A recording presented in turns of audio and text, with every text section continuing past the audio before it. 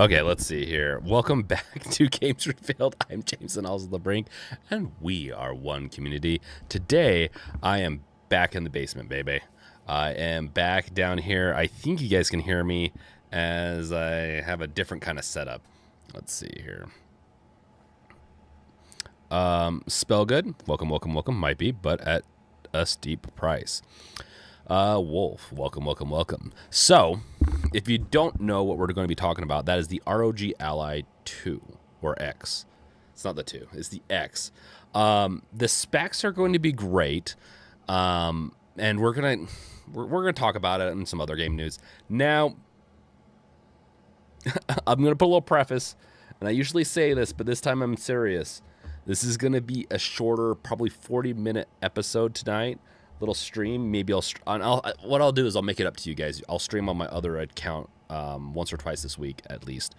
I have an emergency that's Bunny Strike related. Like Bunny Strike, DevEngage, those are my companies. And I some software issues going on that are kind of big. That let me just say, Google, I can't trust them anymore. Honestly, I'm switching most of my services over from Google. Their domain thing alone is kind of a nightmare. So they sold off to Squarespace, which was just on its own kind of frustrating that they did that. And then on top of that, when I have to renew my domains through them, which I do, it's greatly increased. Like there's other places that are pretty expensive, and Squarespace is more expensive than that. So not overly happy with Google with that kind of move. And it really, the email that I have everything registered under is still renewed, and the domain, it's just because they switched everything over and I pay for their business software, it effed everything up and I can't switch things over. So let me just get things going, and then we're going to be talking about this fun thing and not talk about my stupid stuff, okay, that I have to deal with. Let's see here.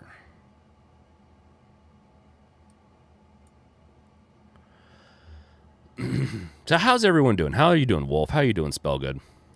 I'm hoping you guys can see and everything. Sometimes chat is a little weird. Okay, let's see. This whole debacle thing kind of threw me off.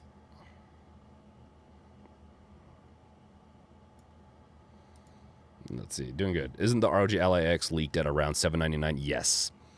But you know, with the way that they do, the way that ROG or ASUS does their stuff, they usually always have promotions, they have deals and all that. Like the ROG Ally has been a pretty good deal on and off, so I wouldn't, it is, you know. Let's see here. Huh. It does not like that. Give me 1 second. I've been swapping things around, so I'm not overly surprised that it doesn't like it. Okay, there we go. Okay.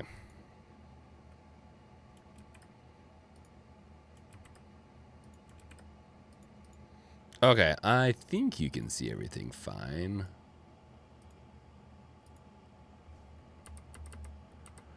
Okay. Chalice, welcome. And that's US dollars. I'm in Canada, so it's even higher. Yeah, spell good. Okay.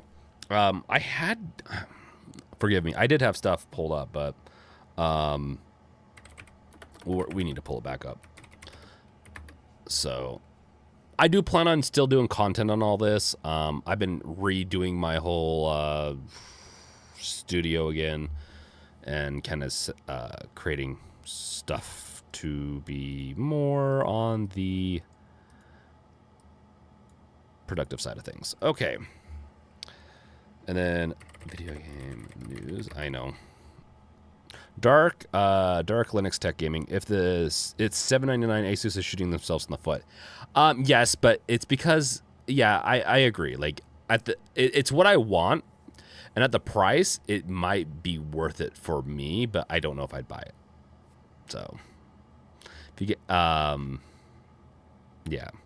we'll get into other news here in a second, but let's talk about this. This is the man of the hour, or device of the hour. So, just for context, and then we'll talk about it. You guys are more than welcome to ask me questions and take just say what you want to say, and I'll read it off and all that. So ASUS ROG Ally X leak reveals a $799 price, 1 terabyte of storage, and more details. Now, I'm going to have to say,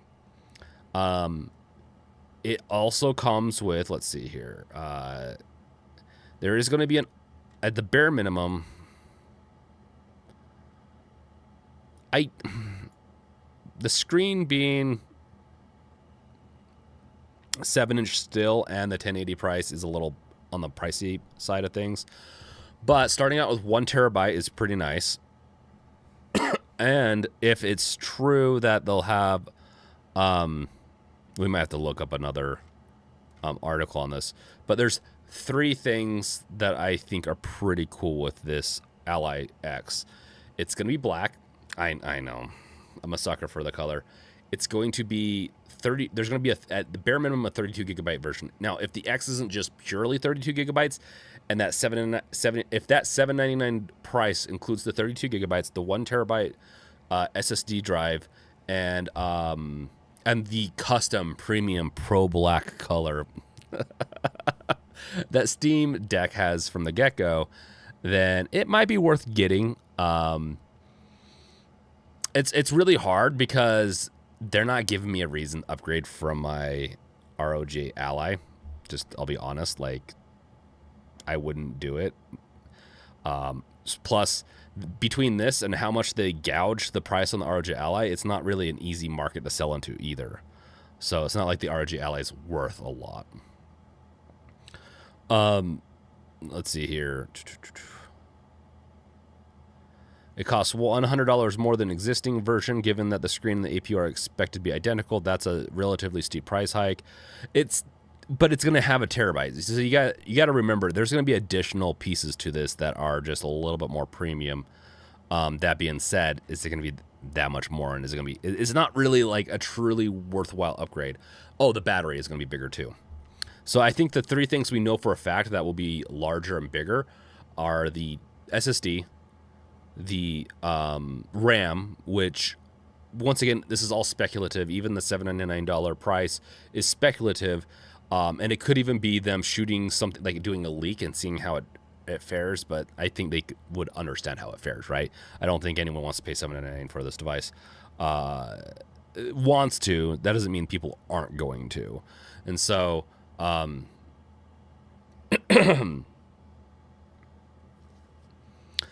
so that 32 gigabyte RAM is the king for me on this.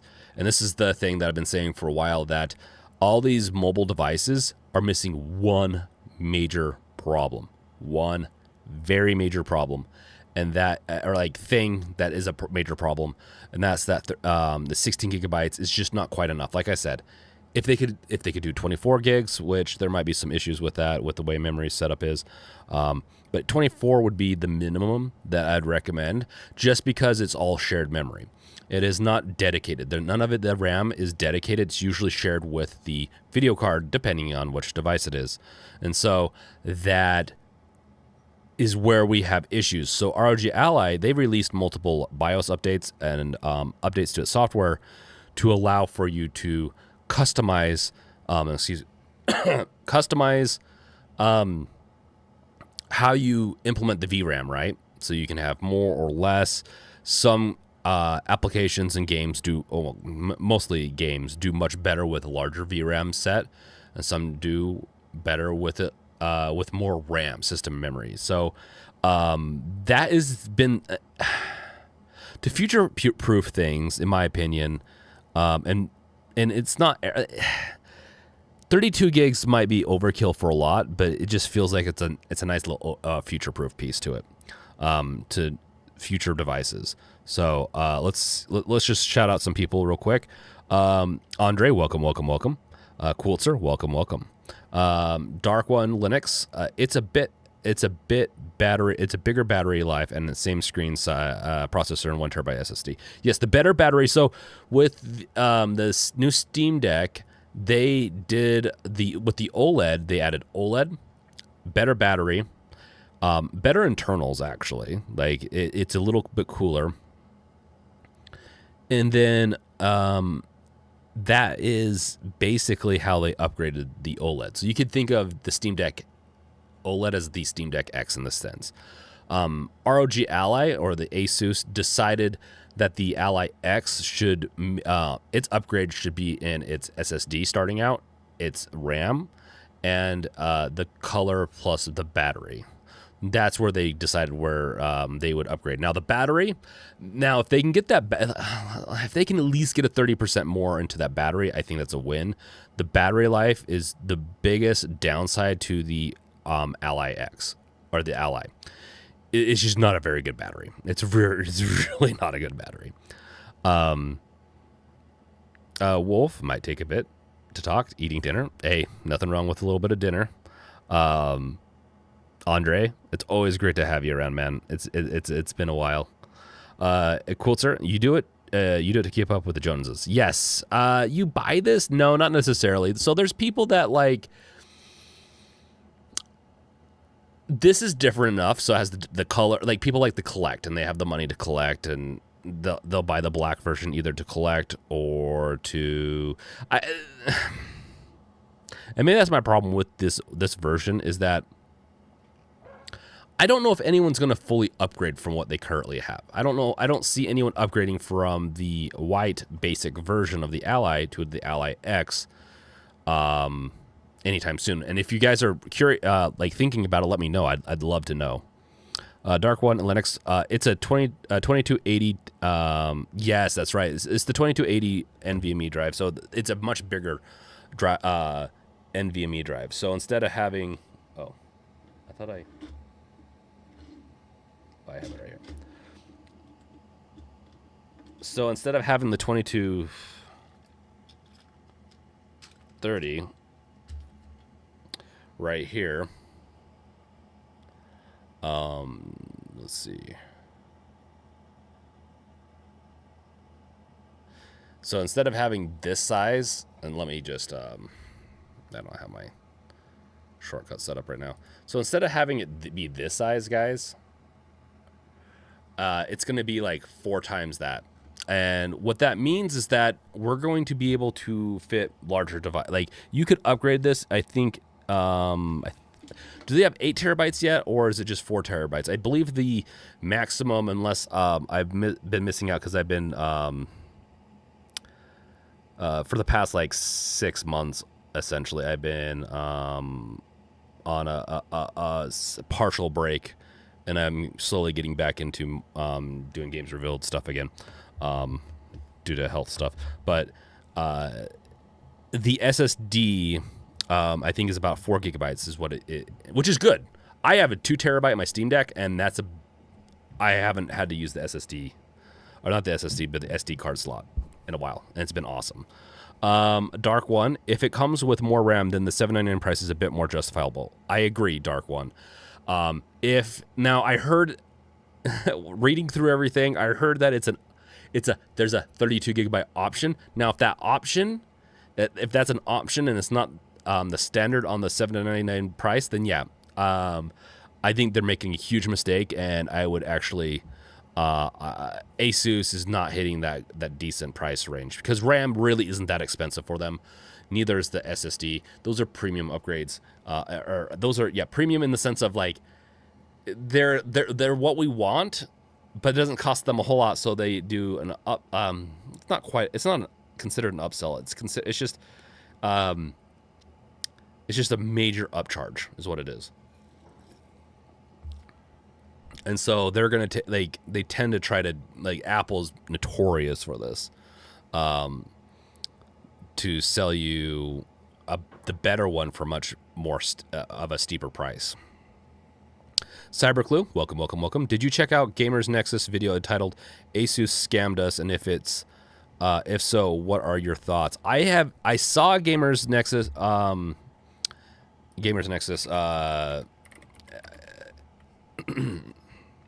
his video on that. What to get some context, we'll go here. Gamer Nexus did this. Some other people have done. A couple of other tech people have done videos on this. I have not watched the video yet. I am curious about it. As far as scammed, I think is a little bit of a hard take, but I'm more than happy to like. Let's see. I don't think my Bluetooth works right now. I was gonna say I could hook up my Bluetooth headset, but I don't have a headset right now.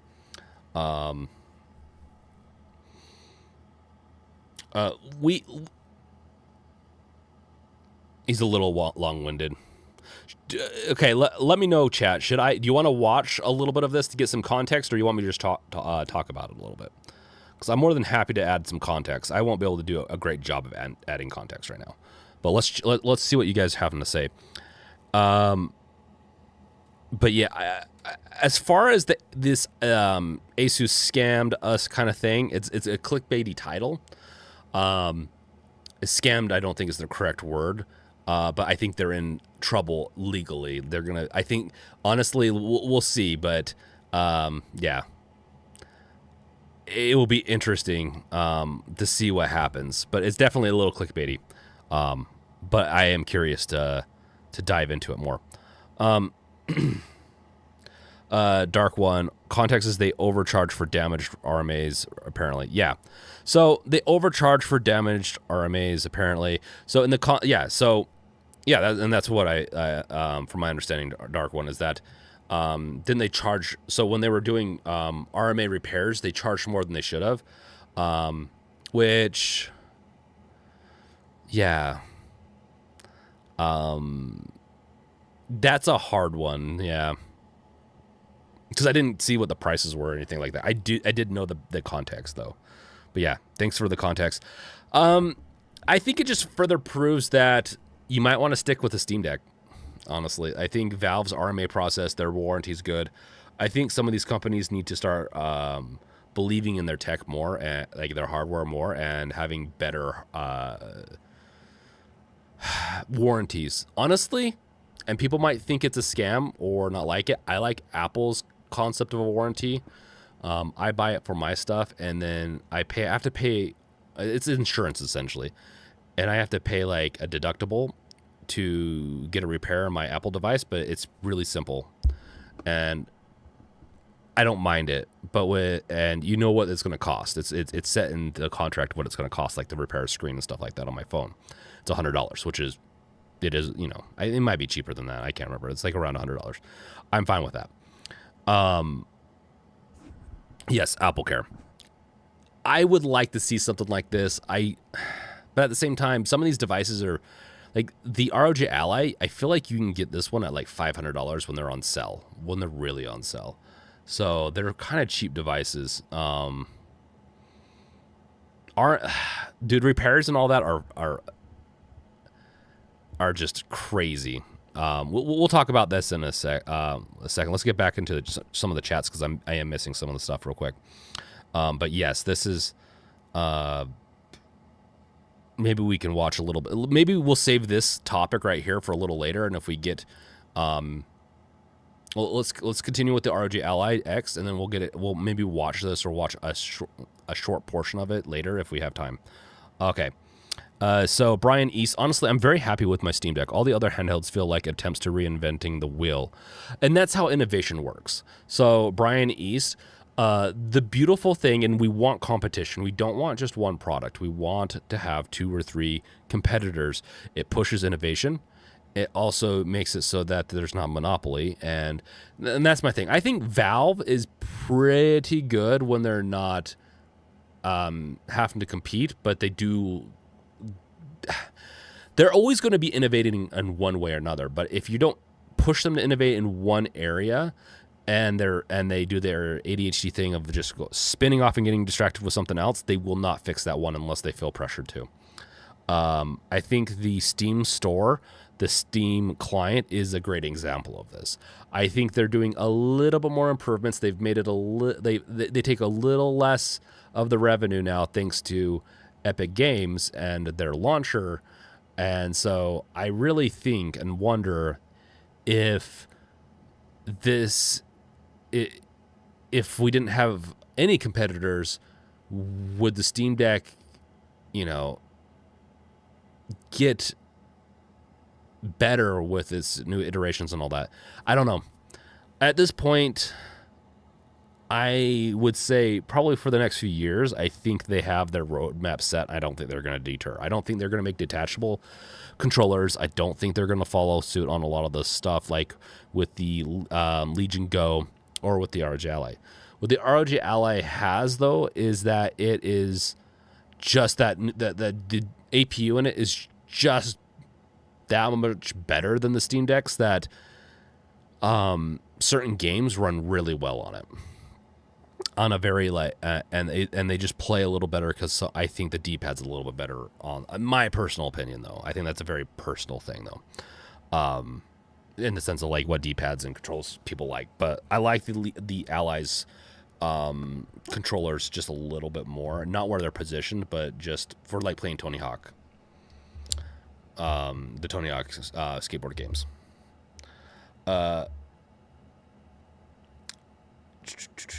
Everyone's welcoming people, which I do love seeing everyone being nice.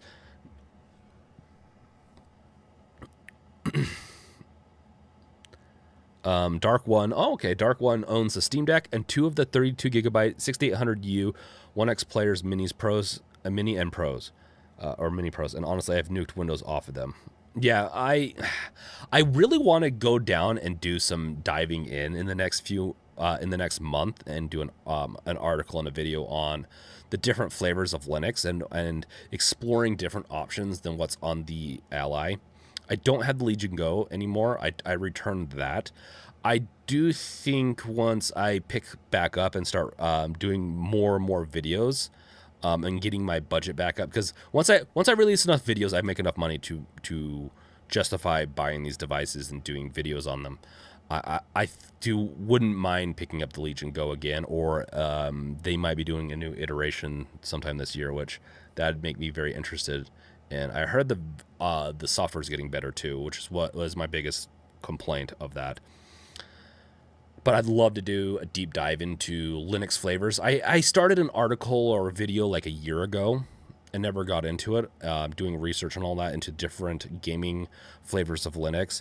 And just because of the way Steam is, it will just work. So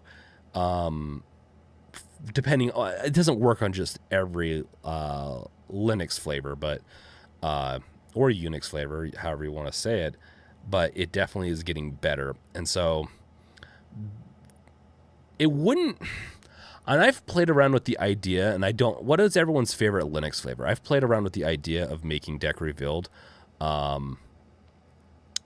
making a flavor of Linux and having it baked into Deck Revealed to launch automatically. But it's a lot of work. But I dream big and don't achieve some of those big dreams. So, let's see here. But that's pretty Dark One. That's pretty good. That's awesome. Do you like your 1X players? I like the 1X player, and I almost got one from them, but that kind of just didn't happen. Quilter, answered about the video. Andre, watch a little. I'll get to that in a second.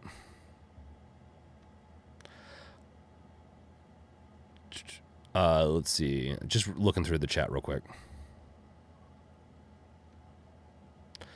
Brian East, really hard not to see that as a scam. So here's the thing about, I'd have to really look into it.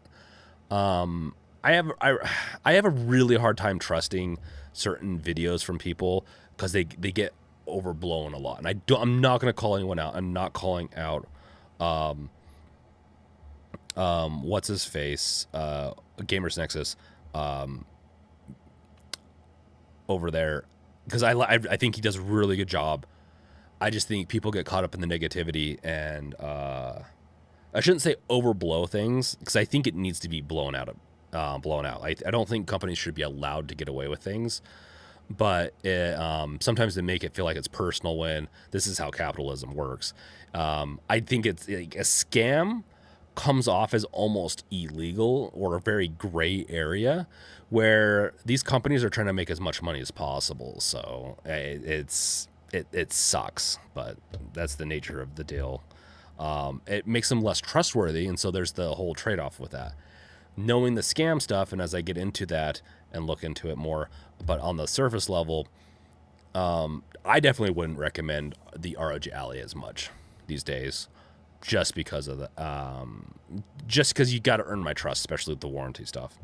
Because what makes the Ally different than One X Player or Neo, right? What makes it different? For me, it's the warranty is probably the number one thing that makes it different for me.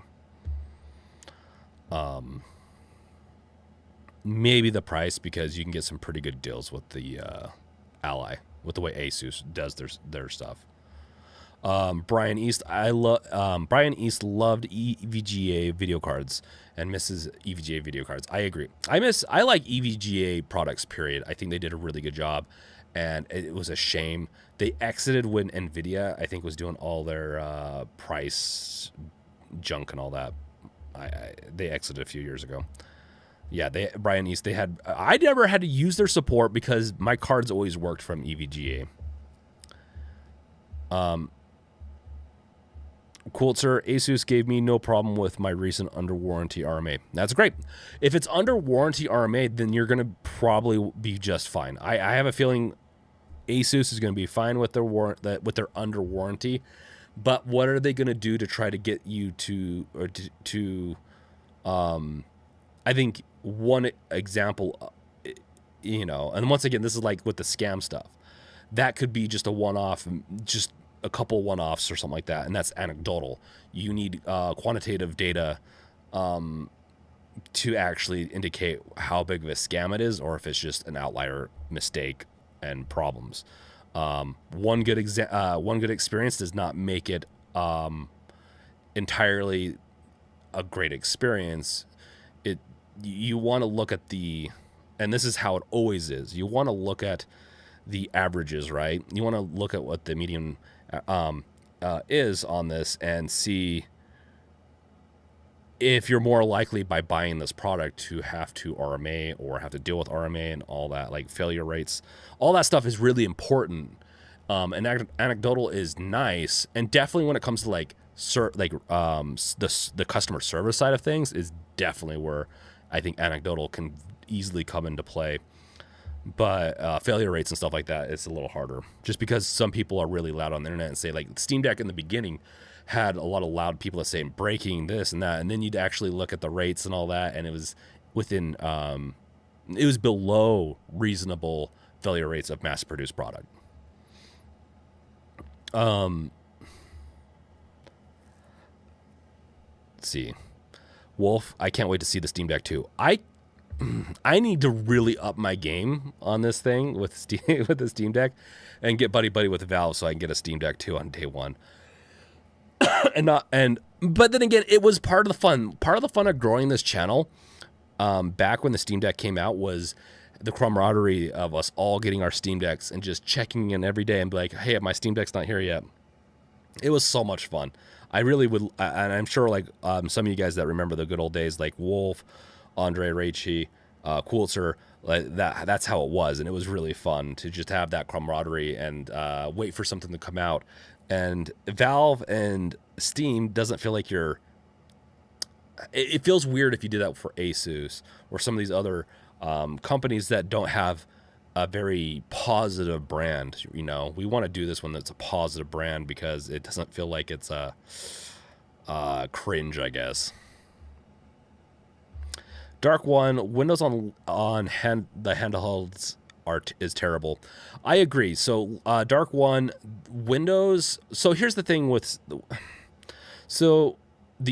ASUS ROG Ally software is actually with the Armory is decent enough.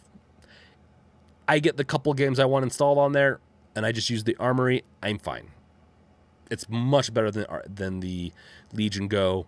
Is it perfect? No, but I'm only playing a few types of games on the ROG Ally. Most of the other time, I'm playing on the Steam Deck OLED. I'll be honest, the Steam Deck OLED is still my go-to now. There for a while, for like 6 months, the Ally was actually my go-to. I didn't touch my Steam Deck, and I gotta be honest, like the Steam Deck OLED is just, the battery life's just perfect. It's the games I want to play just work on it now, with the exception of I really do want that performance bump, because it is getting in the way of some of the games I wanted to play. But it just makes it so that I play on my main PC. Let's see here. Cyber Clue. I don't think the Steam Deck 2 will be coming out until after the Super Nintendo Switch 2, and that doesn't come out until next year. Cyber Clue. I don't think Valve is going to do anything in relations to any other product per se. I think they're on their own timeline. So when the Steam Deck 2 will come out, and I've been professing this for a while now, I think it's going to come out next year. I think it's going to come out either around the same time the Steam Deck 1 came out, so early spring. Well, it's not really spring, I guess late fall, late winter, early spring is that period. So end of quarter 1 into quarter 2 is about where the Steam Deck 2 could come out.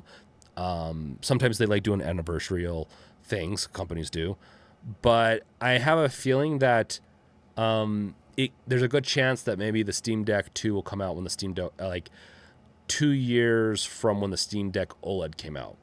Or they could release a new Steam Deck every year. I don't know. Depends on, or new software.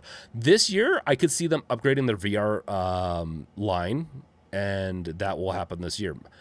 If I was Valve, I would probably be doing a new hardware refresh every year on a different line of product. So maybe have a 3 to 4 year product cycle for each line. So you have your VR, your portable, and then maybe get into desktop or console-like gaming devices and have that be like a 3-year cyclical refresh, kind of like Apple does. That's if you want to get into if they want to get in the game and actually make decent money and iterative innovations. It just gets a little stale after a time with that, right? So,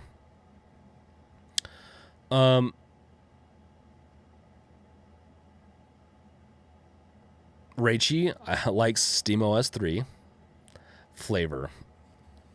SteamOS 3 flavor, yeah, well, that's not really easily available on other devices, meaning you have to get hacked versions of SteamOS and put it on these other devices. Valve hasn't released their universally supported SteamOS for devices other than the Steam Deck, which is unfortunate. Well, cool, sir. My favorite Linux flavor is Windows. It does have Unix. It does have an underlying system for using Unix if you want, but yeah, technicalities on that one. I honestly, I'm becoming more and more in. Am I? Oh, it changed it. I used to have like a. Oh well. I was weirded out by my Windows. I'm becoming more and more indifferent. And honestly, I'm kind of becoming more and more pissed off. And this is, Apple's going to bite me too eventually. But I'm getting pissed off with Microsoft and Google. I've had issues with Google's software, like their business suite software that I pay an arm and a leg for. And I'm kind of I'm looking at alternatives. I might switch because I'm just getting tired of this. Google will do this thing where they have something innovative, they milk it, then they sell it, and I'm getting really tired of Google's crap on all this. Like, I get it if something's not productive, but like, or not productive, but not if it's not financially viable, that's fine. But like, I don't know, man. Don't get into that part of the business if you don't want to keep doing it.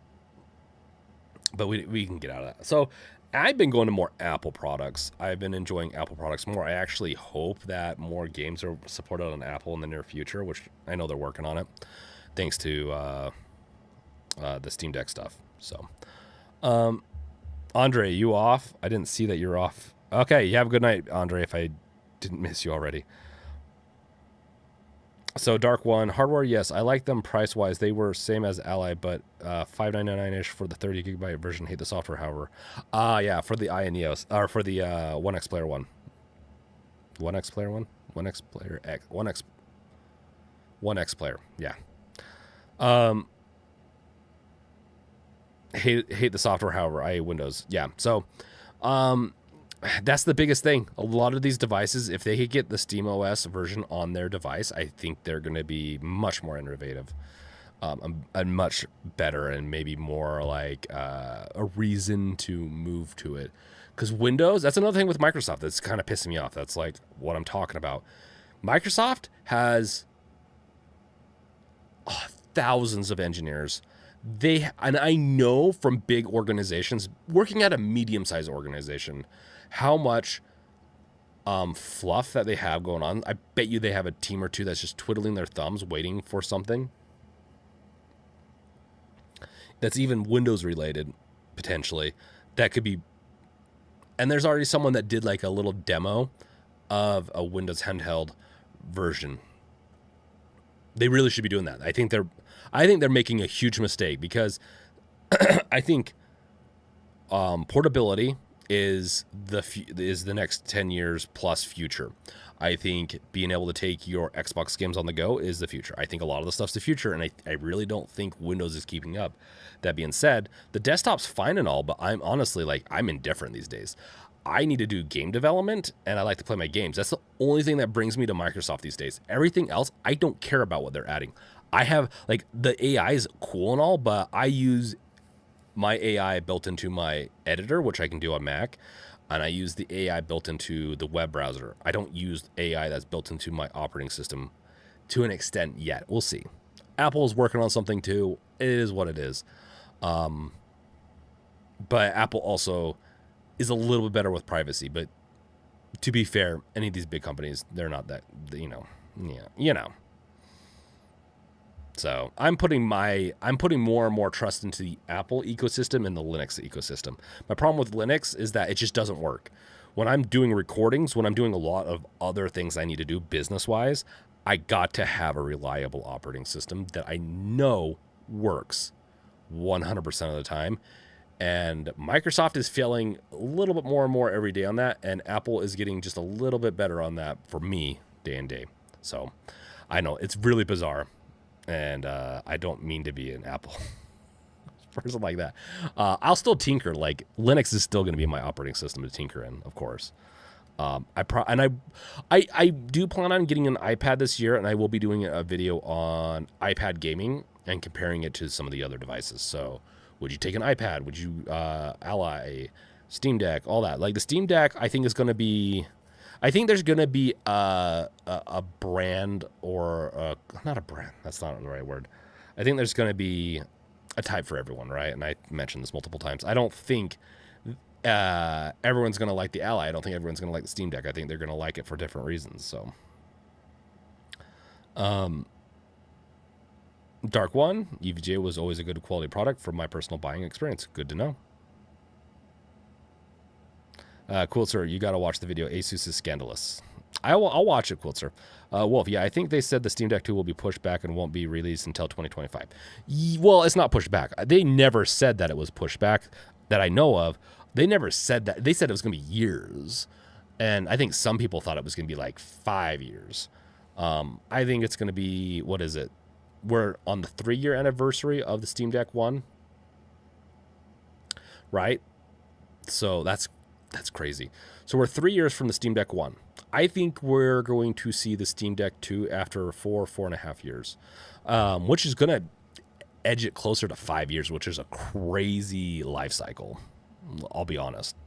I will also say, though, with them waiting so long, it does hurt a little bit of in the PC gaming world, not Nintendo. Nintendo doesn't have competition per se. Like, Nintendo's Nintendo. You can only play Mario in one place. In the PC gaming world, though, you gotta be a little bit faster with your innovation and iteration, because I think Steam Deck video, Steam Deck stuff is kind of dying down just a little bit. But, and with the next year and a half, will it continue to die down or not? I don't know. Yeah, Wolf is talking about when we did our, yeah, kept us on edge, excited for others to get theirs. Yeah, Wolf, honestly, I can't wait until we do that. And I think we're going to bring some stuff back to Games Revealed. Don't worry. Dark One got to get in line and wait and check with folks to see when it comes in. Yep. Yep. That's, we're talking about the, just waiting for the Steam Deck 1 to release. Yep. Cyber Clue remembers checking in every day on Reddit and also using the fan-made shipping calculator to determine when my deck was being shipped. Agreed. Because I was doing so much Steam Deck content at the time that I was like on my edge of my seat of like, I can't make any content until I get this thing. I have not been making content, like a whole lot of content except for these streams for the past 6 months, but a little bit of a hiatus is not a bad thing every once in a while. Dark One, Microsoft has had 30 years for touchscreen devices with an OS, had Windows 8, but that was given an identity crisis. Lol, yeah. The problem with these companies is they're so massive, so monolithic, that they don't understand when something succeeds and when something fails, to be fair. Apple is a little bit more cautious, which makes them a little bit more later to the game oftentimes, but it's a smooth experience, which is what I like. Microsoft is kind of like, gets a little edgy at times, releases stuff without really fully doing user testing, and then Linux is just like the users make their own stuff. So it's always kind of funny to just see how it all works. Dark One, we also got to remember that Valve surprise dropped the OLED model on us. They did, and now that they have a production ramp up, the thing is, if the Steam Deck 2 is similar to the Steam Deck 1, then they could do that again. Now that they have a ramp up and they have all this other stuff, and now that they have more time, I guess, between now and whenever they release it. So you're right. Like it probably won't be a year-long wait for the Steam Deck 2. It will probably be a 6 month to a 2 month wait, between 2 to 6 months for a wait when they announce Steam Deck 2. Cool, sir. To predict the Steam Deck 2 release, you'll have to follow AMD APU news. And I have been following that. When AMD advances, new hardware follows. Agreed. So the Ryzen Z1 chipset, they already have a Z2 that's being at least prototyped and all that, potentially set for the next year or two. But there's a chance that the Steam Deck 2 won't be based off of that. They have their own APU that they're working on with AMD. And depending on how the tech cycle's working out, next year seems like the perfect year for Steam Deck 2 to come out. So I've been tracking the AMD cycles, and next year would be the perfect year for it to come out. It would be the next big, I think, mobile bump in their APUs. Now, that being said, NVIDIA has a huge thing that they're going to be announcing soon-ish, maybe within the next year. They are working with at least one manufacturer or device company to release, because they don't want to miss out on this. And I think it's a smart play, and they waited way too long. But that being said, if NVIDIA knows how to make an APU, if the Nintendo Switch 2 has anything that we're going to, what I'm hearing, we'll see. The problem with that APU coming out, though, is how compatible will it be with SteamOS and with all these Linux operating systems. NVIDIA has not been the best Linux-supported video card, on the video card side of things. And so AMD has usually been a step or two ahead on the Linux side of things. So when it comes to Linux-based, SteamOS-based gaming with the NVIDIA chip, what are we looking at?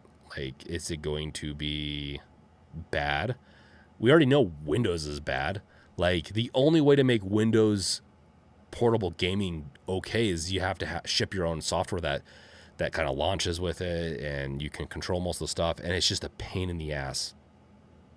Hands down. So yeah.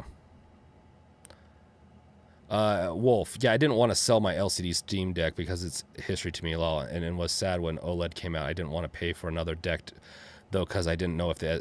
I'll be honest, the OLED is not, depending on how much you play your Steam Deck, Wolf, and I don't think you play it. You play it on and off, right? It's not worth the upgrade unless you're doing a lot of Steam Deck stuff. I do a lot of Steam Deck stuff, and I was traveling a lot, and I probably will continue to travel a lot in the next few years, depending on how I really, really do want to travel more and more. And so I'm going to use the Steam Deck more and more.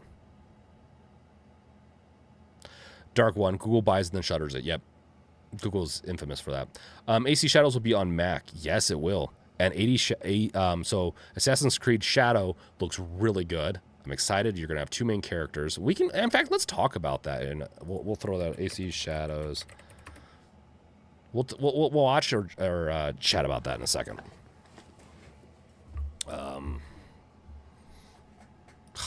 Yeah, I need to I need to figure out what's slowing down my Windows machine again. Anyways, like switching between tabs takes forever. It's a freaking nightmare. Oh man, yeah. Let's see. Wolf, remember making custom startup videos for the deck? Yes, I do. And I still have a bunch of those, and I still am going to include them in the deck revealed project. Any future OLED PC Windows Portable coming out in the future? July 26th. I don't think so. I think the Ioneo line is the only one that has an OLED per se. Does 1X Player? I can't remember what the Chinese companies, what they have, like the Chinese shipped ones, like they ship from China. I know from like ASUS, ROG Ally, and the ASUS ROG Ally and the Legion Go, and they don't have anything yet. I don't even think. Yeah, it's not, and the new Ally X isn't going to. OLED, so LCD screens are catching up with OLEDs more and more. Well, and I've always said this, like the OLED screen does look better than the regular Steam Deck, and I do like it, don't get me wrong. I think it does help with the fidelity a little bit, but where it's bigger batteries where it gets me. I really like it. Plus, I put the 2 terabyte in when I got it, and it just feels like the perfect device, the Steam Deck OLED. Necrosphere, welcome. Cool, sir. Microsoft will have the Windows handheld version after they get us used to ads on Windows 11 and 12. You know, they'll cram tons into a handheld version. I know. That's another thing with Windows 11 and 12 and whatever they're going to do. I don't like their upgrade path. Once you start, like if I'm paying for, I try to keep this a little bit more F word free, but if I buy an operating system and they start putting ads on it, I'm going to be pissed. And so I'm not overly happy about the direction that Microsoft's going to potentially go with all that. I already get enough ads as is, and I don't mind ads. Like when I use a free product, I get it. It's free. If I pay for a product and I get ads, fuck you. Like just F you, dude.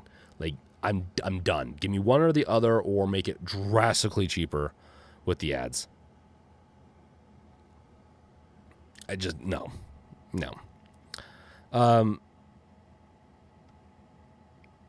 Chad, welcome. What's up? How are you doing, Chad? Brian East, Microsoft feels very knee-jerk, especially in gaming. Yes, they are. They very much. Cascoder, welcome. Cass, before I forget, because I am horrible at everything, did you want to do another podcast episode with me?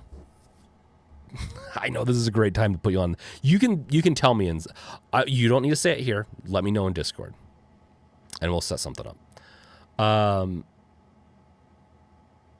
Yeah, Chad, how is the fam? Chad, Cat, and Bebe.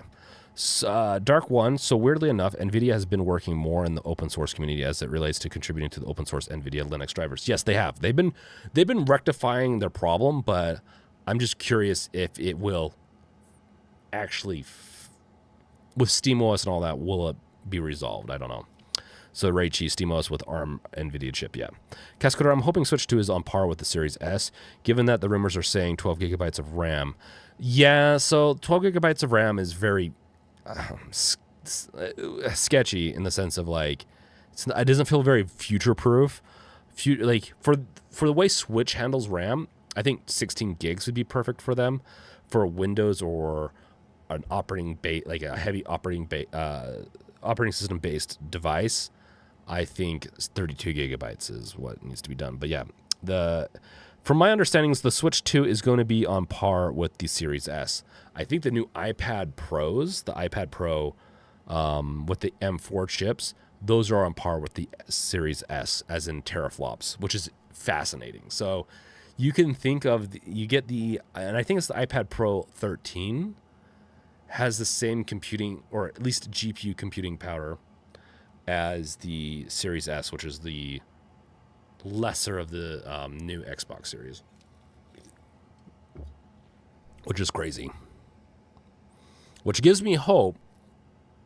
Okay, hear me out, guys. Apple acquires Steam. I'm just kidding. I wouldn't want that. I've already seen what Microsoft is doing to some of my favorite game studios, and that's another reason Microsoft's kind of pissing me off lately. I get it, though. I get it. But I really like the Evil Within series, and I wanted another one, at least. One more. But, yeah, imagine an M4 chip inside of a Steam Deck, man.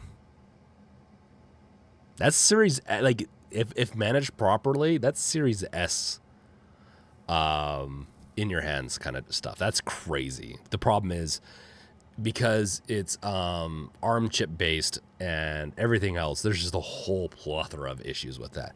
But the M3 and the M4 chips from Apple are they do have ray tracing supported. Some things are not quite working properly in the M3 chip with the ray tracing. I think they can patch it.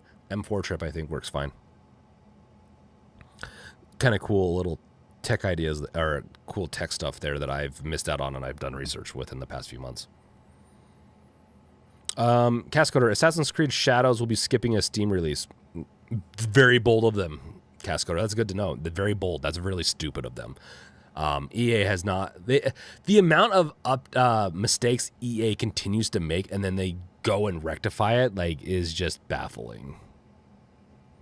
I really hate it. I really don't like these companies. Gaming sometimes is just frustrating to be a gamer. You're just like, I have all this passion for these companies, and then they just kind of don't really care about you.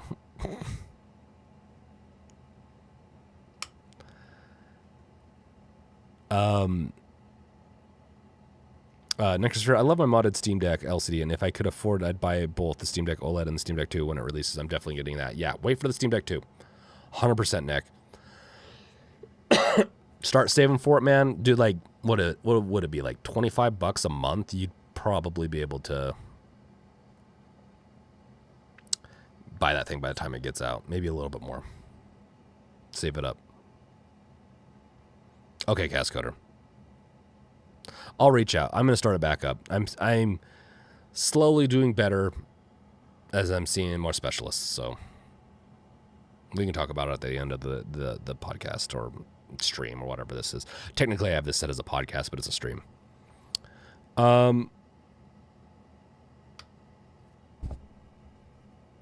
Brian East. Yeah, no, I go crazy with the F-bombs in my Twitch channel. I try to keep, because people will rewatch this. I try to keep it cleaner, just cause. But I hear you. Unless I'm pissed if I do drop an F-bomb in this one. but thanks, Brian East. Cyberclue, it's an Ubisoft game. Wait 6 months after launch and it'll be 50% off. I know, and I will. I'm excited. So here's the thing. A Ubisoft game. Yeah, oh, no, sorry. Yeah, I said EA, but it's Ubisoft. Assassin's Creed is Ubisoft. But FEA, because they're also doing all this crap. But Ubisoft is one of those companies that I will buy Assassin's Creed. Like, it'd have to be extraordinarily bad for me not to get Assassin's Creed Shadows, and we'll talk about it in a little bit. But I'm going to wait. I'm going to wait until they put it on Steam, because they probably will. They'll lose a ton of money by not having it on Steam, and then they'll probably put it on Steam.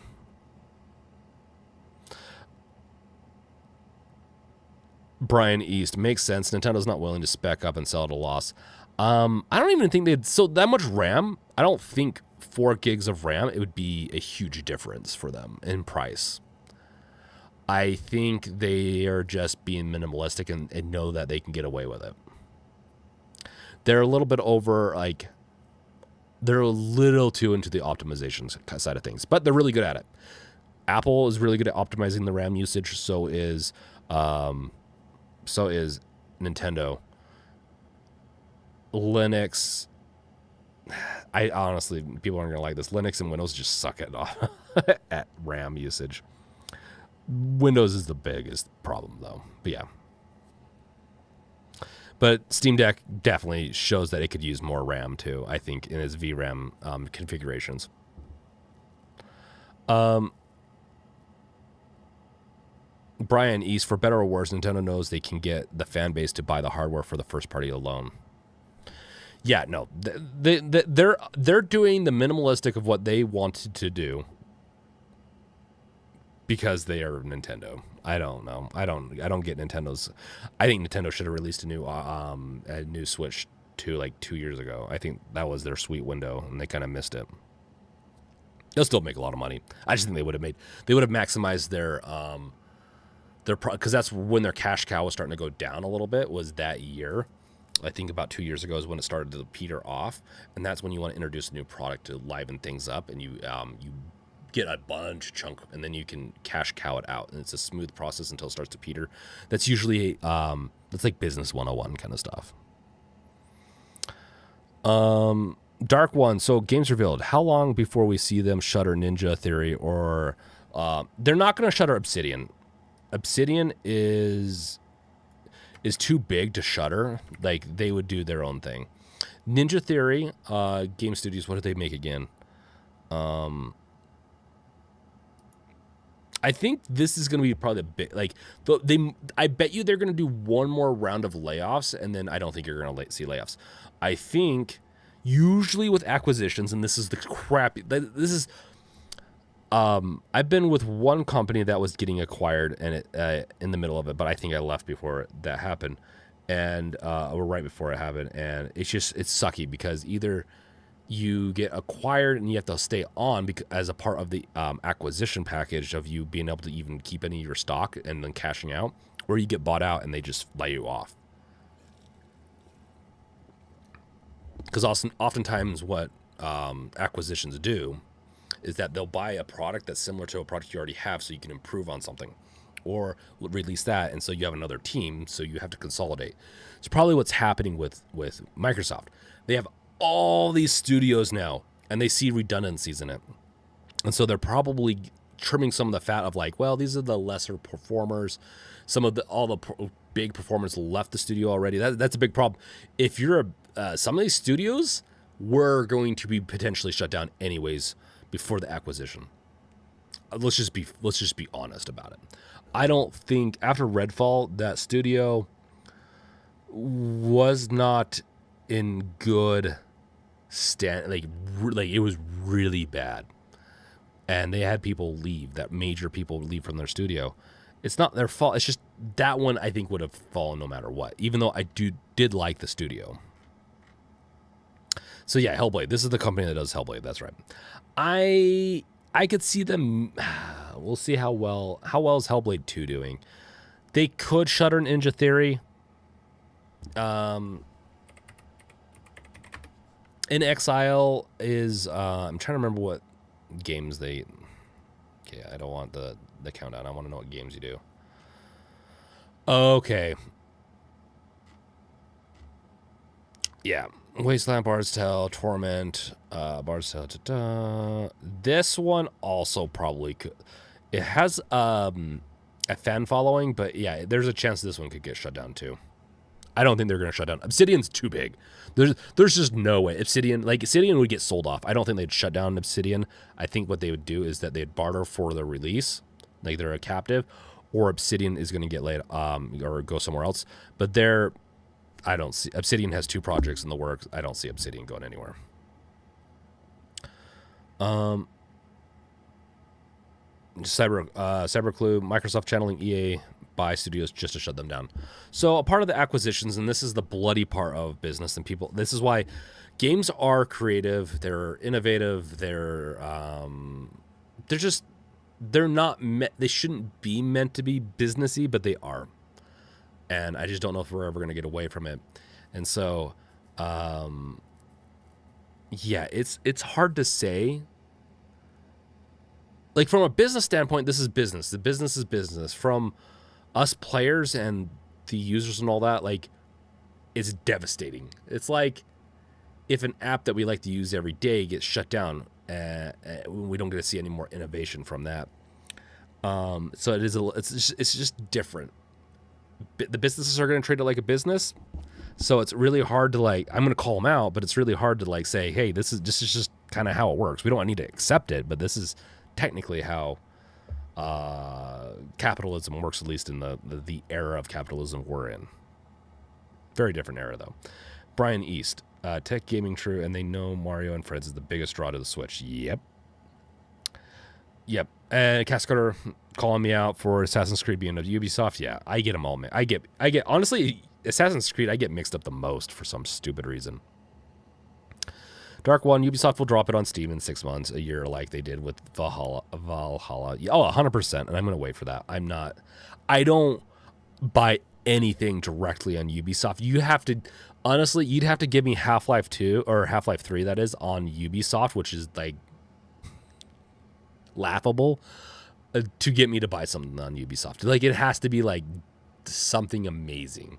Same thing with EA. Any of these, like, Epic Games, Steam, those are the two things I will buy my games on, and you have to give me one of my favorite game franchises on that platform for me to buy it.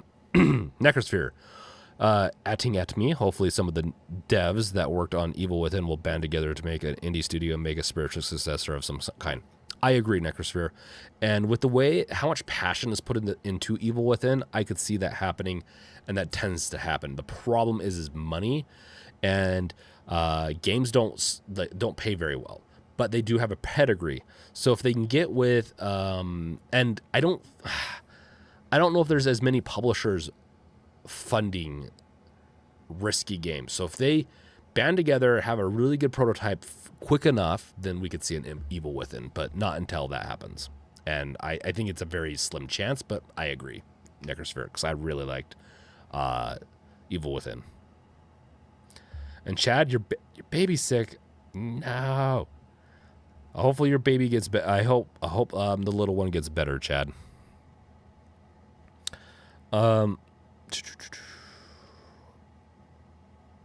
That Cat Smith for you. Welcome, by the way. I haven't said that yet, Cat Smith. Time to refill my water bottle. Probably already done. Yeah, probably will be. Speaking of water, I need to get some water.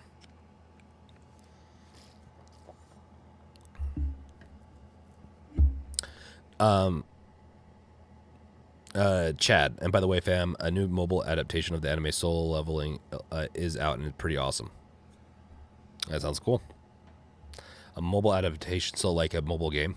I might have to check it out. I do like playing around with those types of mobile games and stuff, but it's usually just playing around. I don't usually play them for too long, because I don't play any mobile game except for apparently Plants vs. Zombies for too long. Casmith for you. Lol, I have Minecraft loaded on Steam, and the splash text says not on Steam. Yeah. Yep. That's funny. That Dark One. Yep. It happened to my girlfriend. She worked for Good Shepherd Entertainment. Oh, okay. Which was bought out by Devolver Digital and ended up getting laid off after the merger. Devolver Digital has been major in laying off the past year. We are, for how much money that gets pumped into the game industry, like, I don't get, I just don't understand how, I think that marketing, I think there's just too much into marketing and admin. Delete a bunch of those things. All you need to sell a game is a fatly paid, you want a very fat staff of game programmers, designers, et cetera, everyone that's going to be working on the game, right? And then what you should be doing as a publisher is having a roaming marketing team that goes from team to team and just makes it look sellable. You don't need to go crazy. Some of these places do too crazy. You just got to show me gameplay and what to expect and give me a demo. If you can give me a demo to play, and you believe in your product, you're gonna win me over. Like I'm gonna buy. I'll pre-order something that I can demo and play before buying or before it's released is gonna make it more likely for me to pre-order if you want to pre-order. So, next for that barbecue Cuban sandwich looks good from Firehouse. Damn. I've been put on a low carb diet, and that looks really good. So, maybe I'll do a cheat meal sometime because I agree with you. That barbecue Cuban sandwich looks really good. I'm sorry, Nick. Dark One. The only way I'll buy stuff from EGS is by using the Heroic Launcher. I still find the EGS app generally terrible. I have to use it for Unreal Engine. And so I've come to terms with it. I don't care. I guess it's not. It could be a better experience as an application developer, from my experience as an application developer. But I think Steam also has a few issues with theirs. So, albeit I do think Steam's the best. Heroic Launch, honestly. Okay, honest time. I like the Heroic Launcher, and some of my app, the Deck Rebuild, is based off of it. I ripped out a lot of that stuff because I don't like the way the Heroic Launcher navigates, and I actually don't like the way Deck Rebuild. I'm kind of in the middle of revamping that too. But yeah, Cyberclue, Linux Tech Gaming Epic Games Mystery Vault, free games drops tomorrow. One rumor is that it's going to be Watch Dogs Legion. Ooh. Okay. Epic Games Mystery Vault. Okay. I do want to play Watch Dogs Legion. I like the Watch Dogs. So, like I loved Wandering San Francisco in the Watch Dogs 2. Loved it. I want to go to, I think it's in England, right? Let's see here. Mystery game dropping. Yeah. Those rumors are pretty good, actually, typically. So hopefully this doesn't expose any personal stuff. Oh, that's right. I added this in so that my son doesn't play for...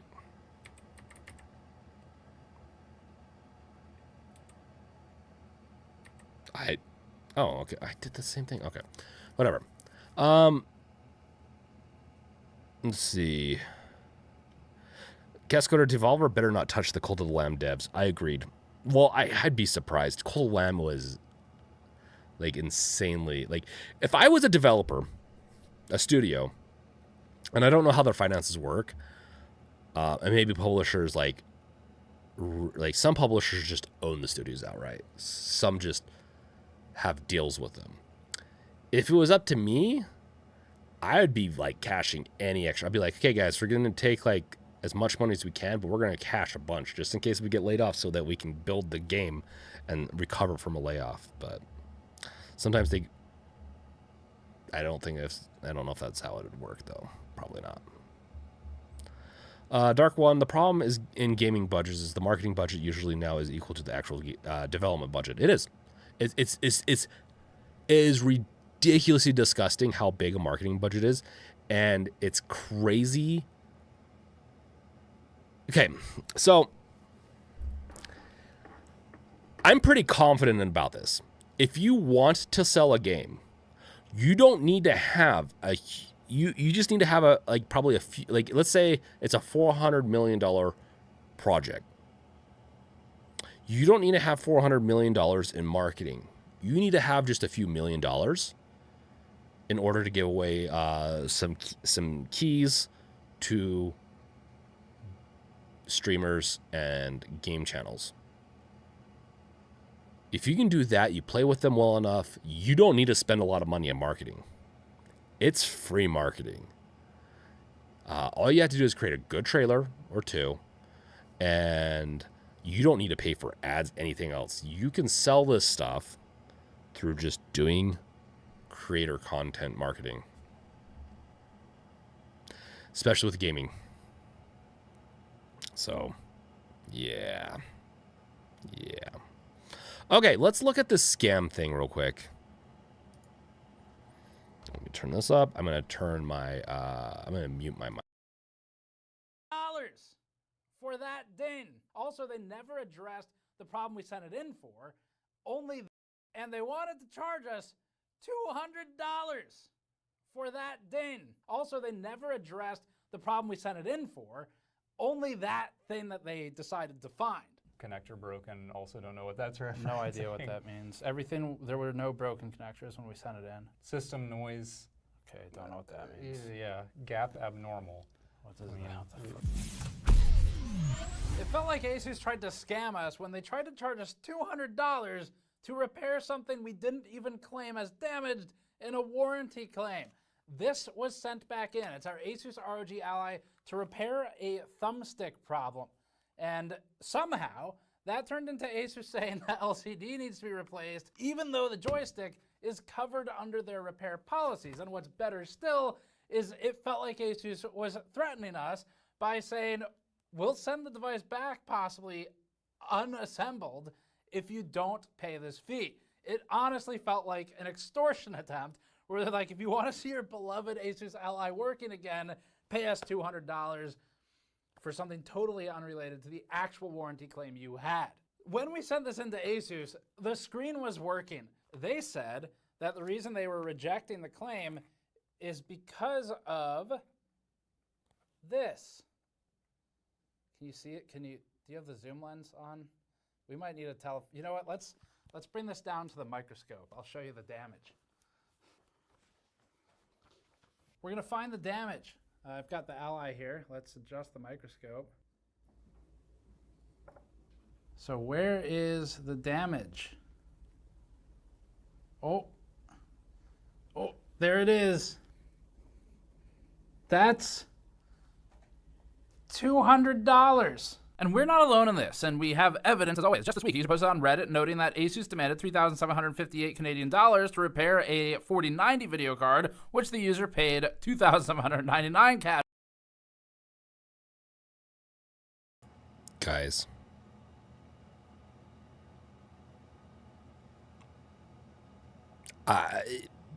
Broken plastic, man.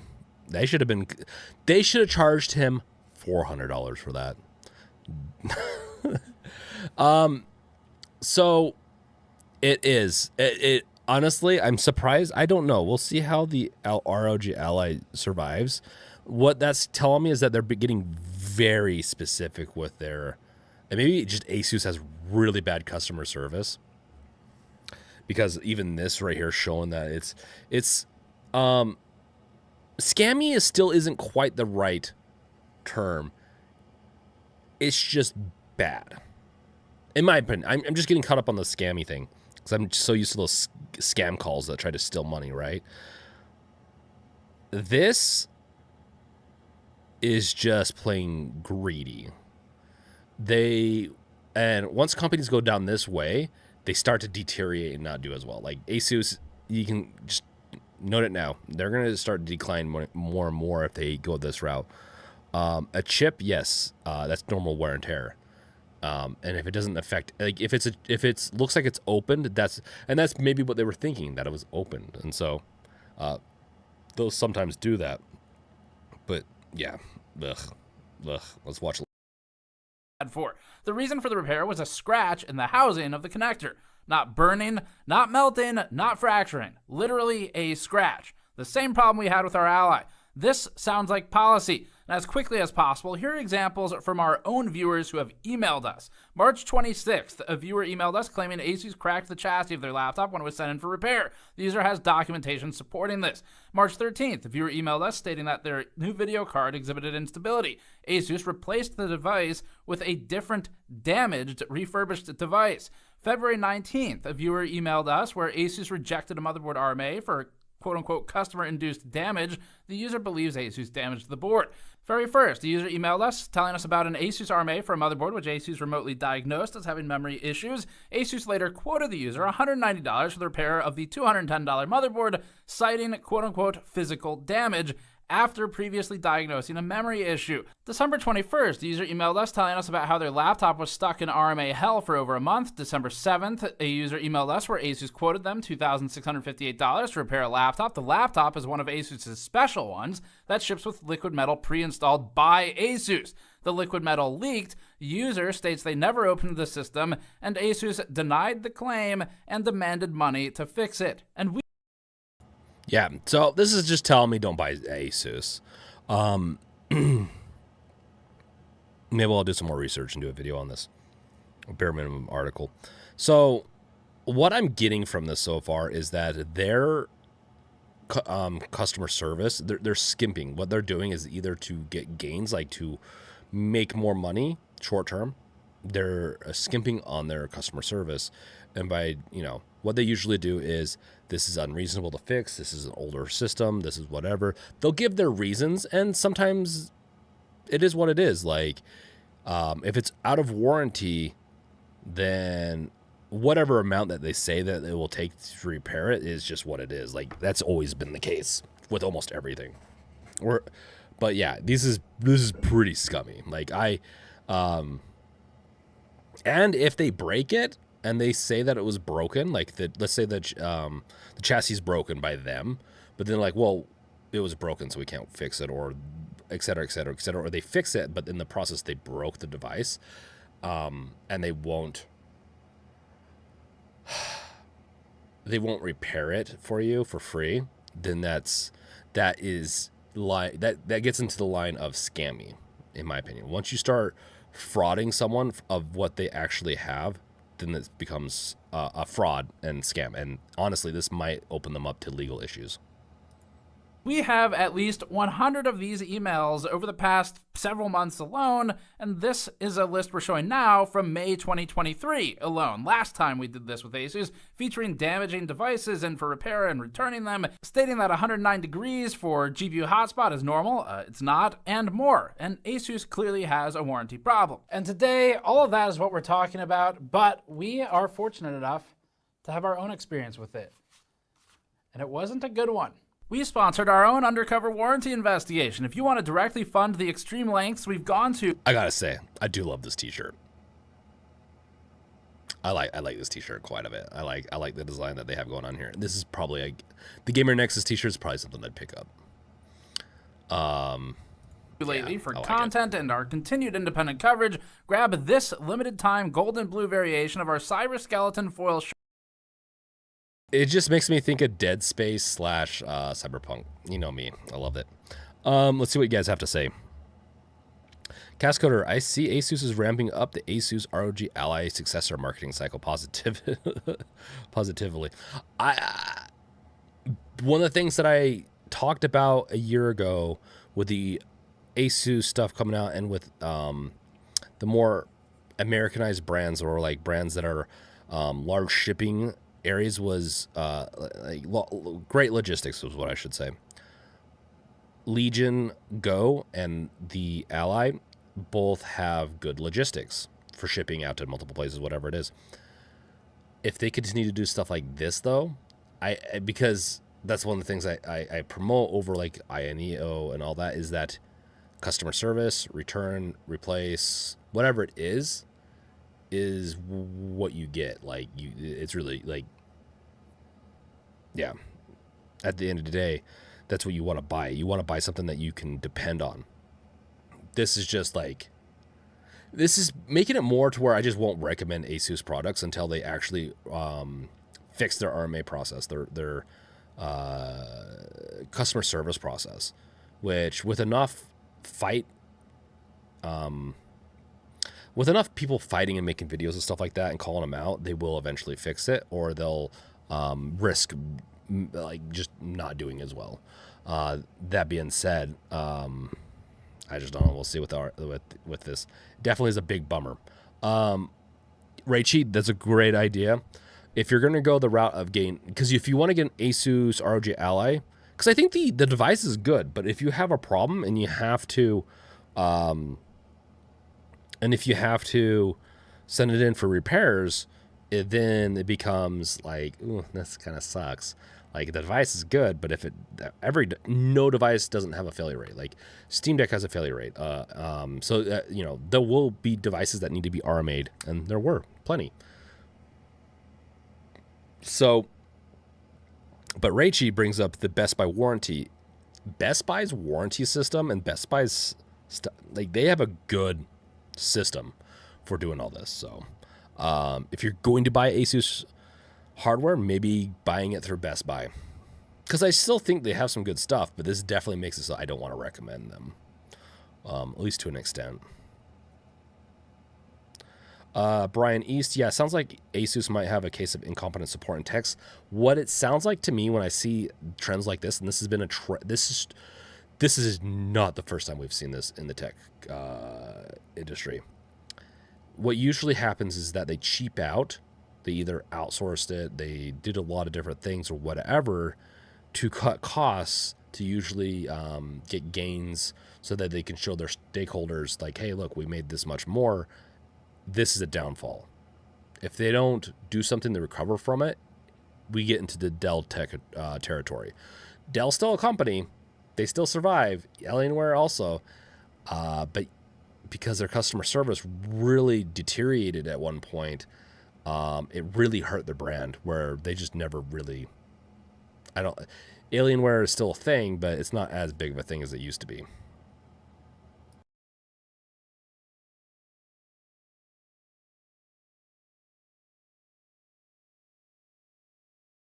Charge us $200 for that ding. We didn't even ask them to fix that part. We didn't even notice that part. That's how small it was.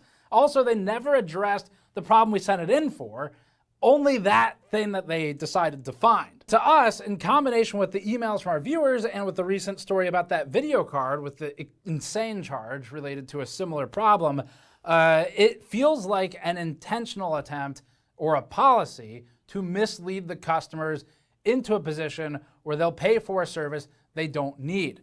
And you're really stuck if you don't know what you're doing as a customer, and if you're not willing or not sure you can stand up for yourself, because they're trying to sell an unneeded fix. And if ASUS is worried about losing money on every Ally because they have to replace the entire motherboard and 2 thumbsticks, then maybe this would be a way to help cover the costs. We don't know their motives, but if I were to try and think through reasons why you would do this, that'd be the first one I would assume. Now, back to the email, nowhere in it did ASUS say it would fix the thumbstick for which we sent the device in. The best part is that in the background of ASUS's own photo of damage, our own RMA form can be seen with the words detailing the completely unaddressed thumbstick issue. ASUS said the quote was delivered for an LCD module replacement at $98.53. Labor for that was $60 and shipping was $20, because now they're claiming there's customer-induced damage, which means that they can try and scam us out of another $20 for shipping instead of being forced to eat the cost for their own stick defect that started this whole thing. So that's a clever way to avoid paying the shipping. Okay, so I agree with the take that these guys are going with. What it is, it's a business trend. So I'll probably make a video and call it a scam. I don't know. But, trend's a trend. Here's the thing with this. This is a trend that's going to continue to happen unless we vote with our money, right?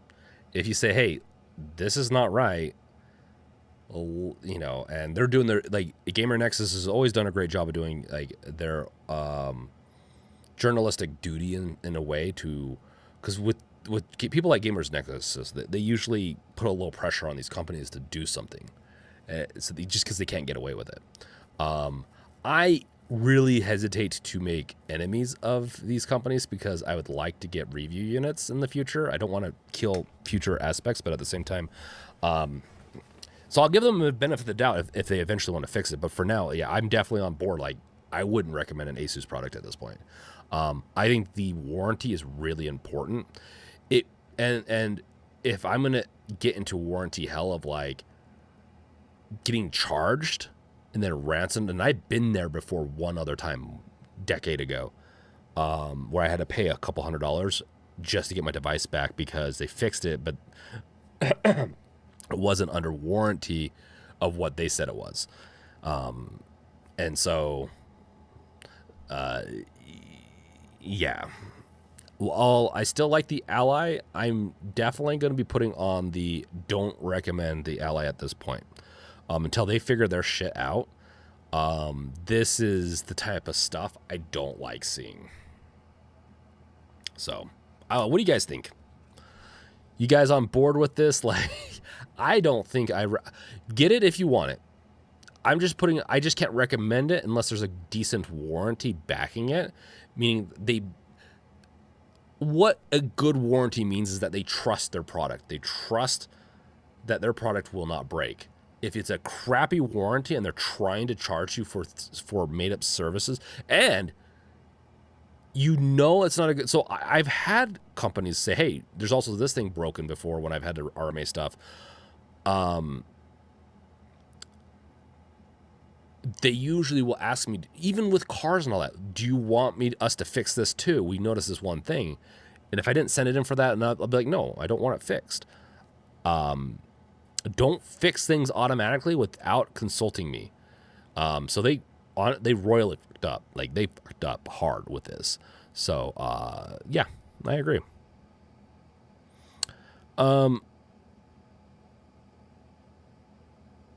Vine Smash, welcome, Vine Smash. How are you doing, man? Yeah, I can't buy from super scummy companies in principle. Agreed.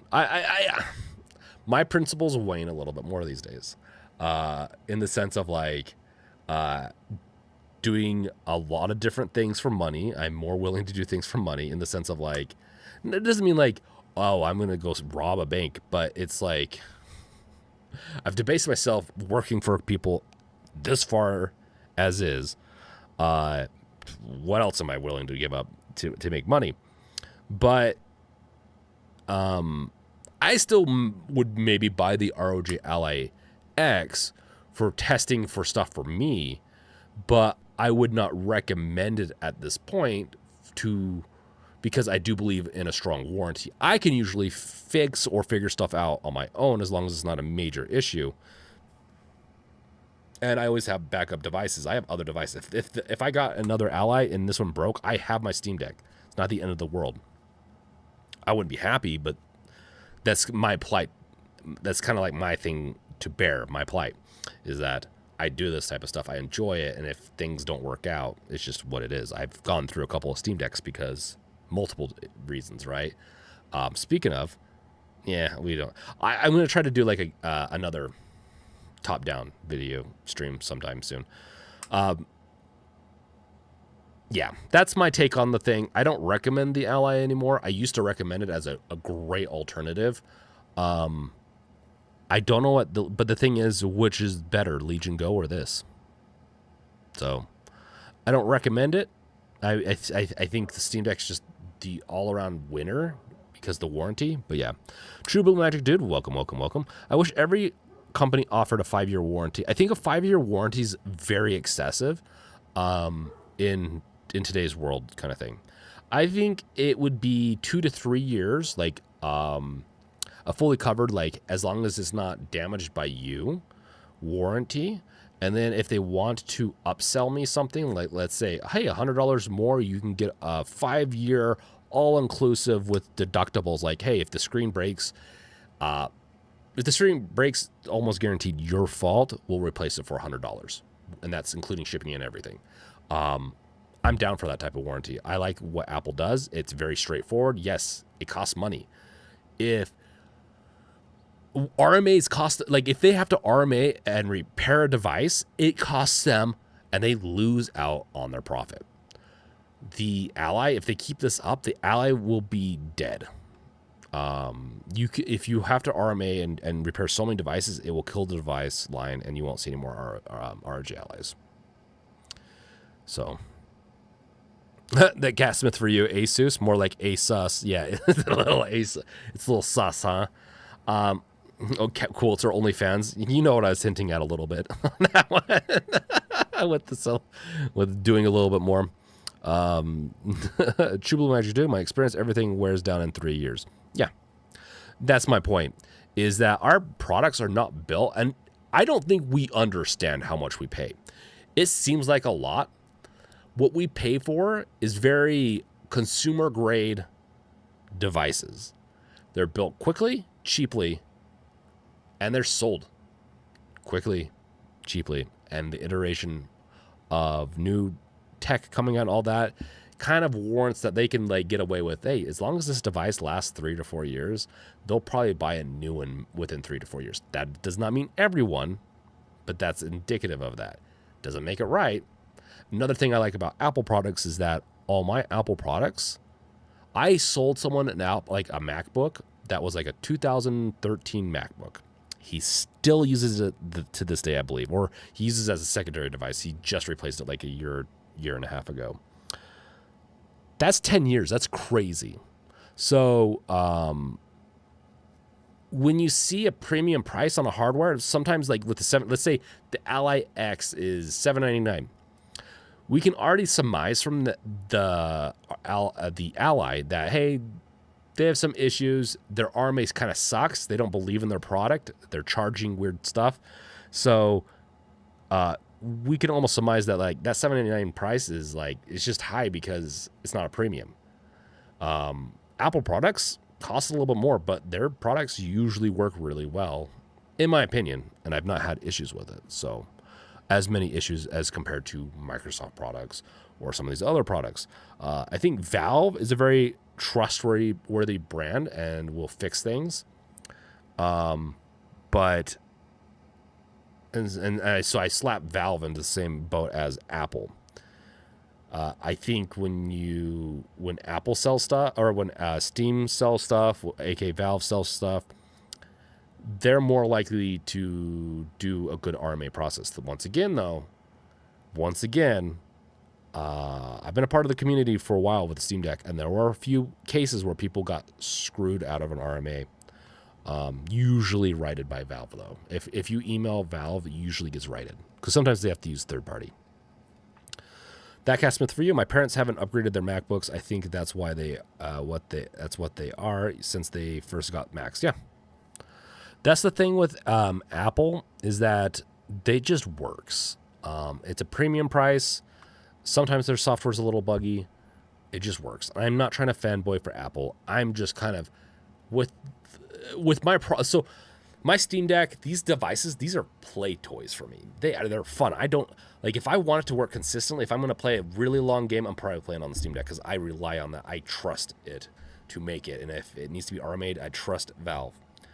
If I'm experimenting or playing with like Tony Hawk, I don't care. If the deck or if the ROG died while I'm playing like Tony Hawk, I have other stuff to fall back on. I don't care as much, but I don't trust these other devices as much as I trust my Steam Deck.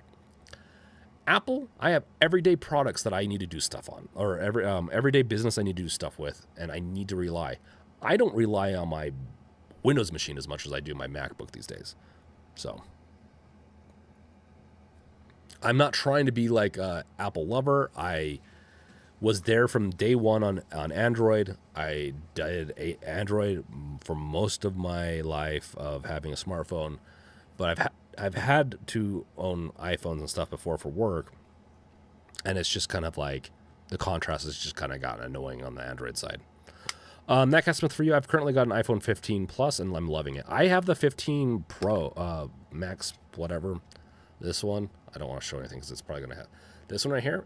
And with the new iPad stuff for recording, I am able to do multicam recording soon. So I'm really excited what I'm going to be able to do with my Mac, with my Apple stuff. I'm excited. Okay, this is devolving. Let's look at the AC Shadow. How's everyone doing, by the way? How you guys doing? You want to ping me what you guys are up to? What you guys are enjoying? Let's look at this. Oh, this is probably gonna. This will flag the stream, but that's okay. It is what it is. Brian East. Same. Games Reveal. I really want to use the Delta emulator and try to mess around with a bit of retro. Ooh, yes. That's another huge win for Apple lately, is that for some reason, emulators are now available on them. They've lifted that. Well, let's watch this.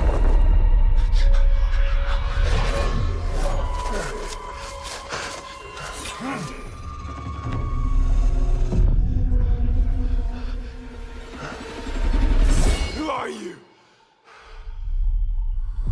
Who do you serve?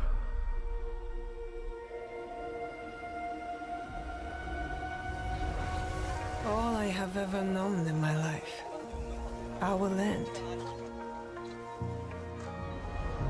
Our customs. My family. Burns in the name of unification.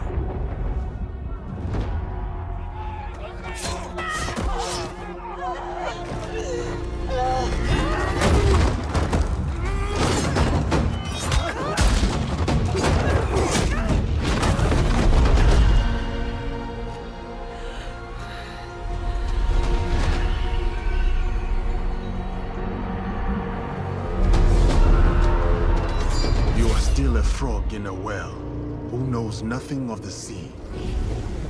The ocean's filled with new ships, but they all come from the same river. Greed.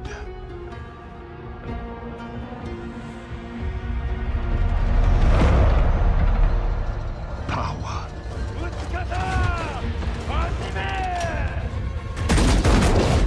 Vengeance.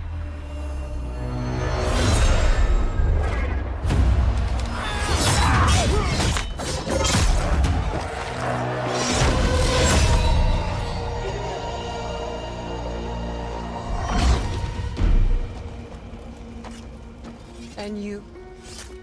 Will you continue down that river?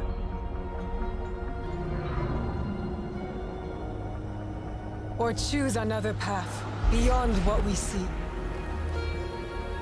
And we must look for it. Together.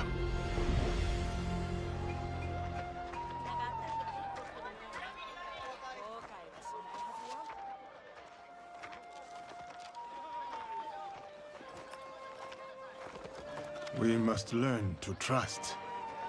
Rebuild. And follow the blade.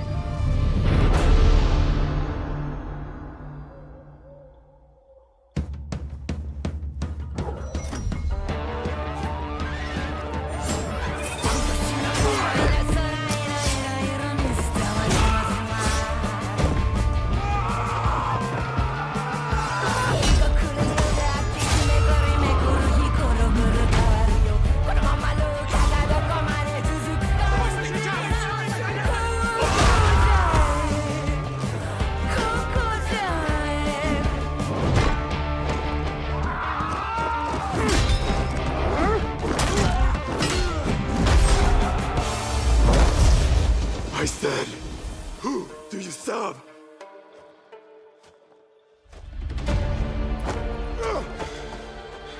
We are the shadows. That serve the light.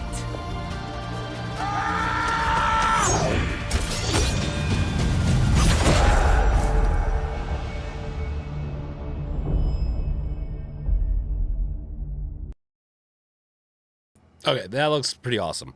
So,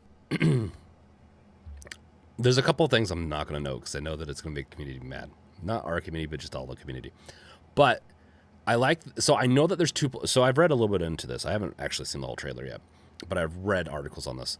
There are going to be two people you can play as. You can see them right there. You can go, I believe it's like a ninja route and a samurai route, right? So you're going to be a heavy hitter, or you can go into the shadows and be more stealthy.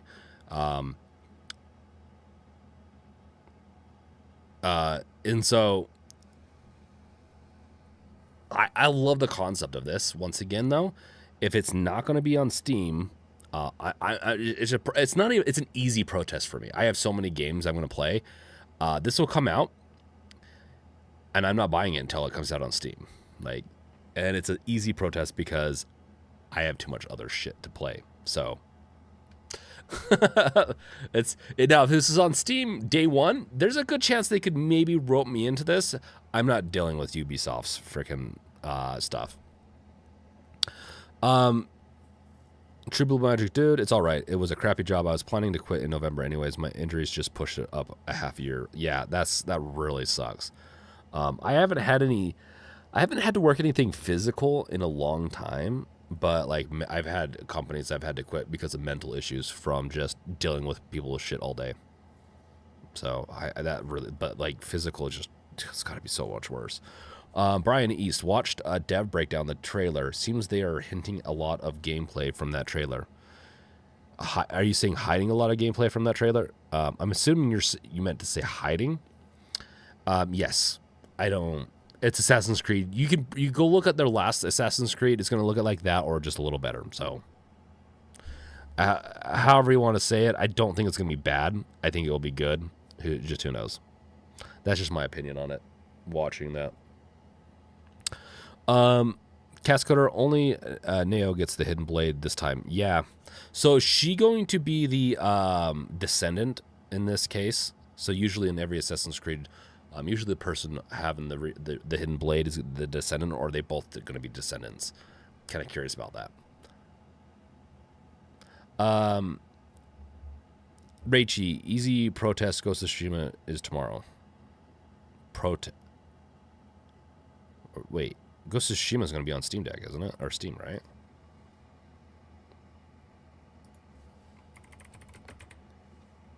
Yeah. You saying protest it? Why'd protest it? I haven't bought it yet. Oh, because the PlayStation Network?